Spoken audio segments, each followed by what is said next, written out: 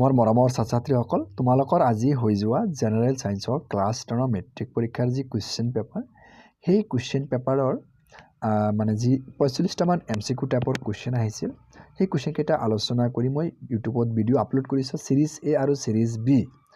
আৰু এইটো হ'ল সিৰিজ C। তোমালোকে যদি C সিৰিজত পৰীক্ষা দিছা তেতিয়াহ'লে এই ভিডিঅ'টো তোমালোকৰ কাৰণে। তোমালোকে এই ভিডিঅ'টো চাই তোমালোকে মিলাই ল'বা তোমালোকে কিমান নম্বৰ পাবা।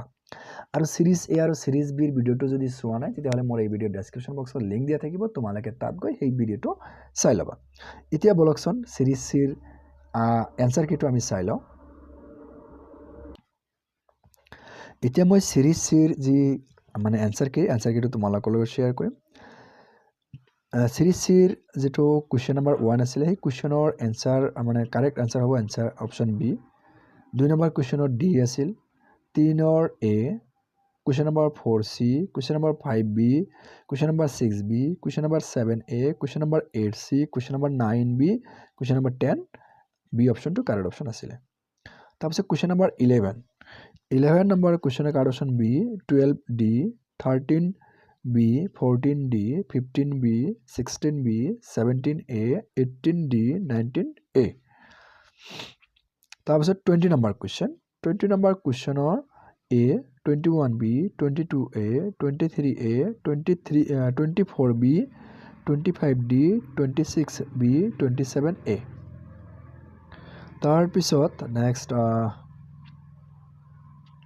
28D, 29B, 30C, 31A, 32A, 33D, 34B, 35A, 36A. Okay.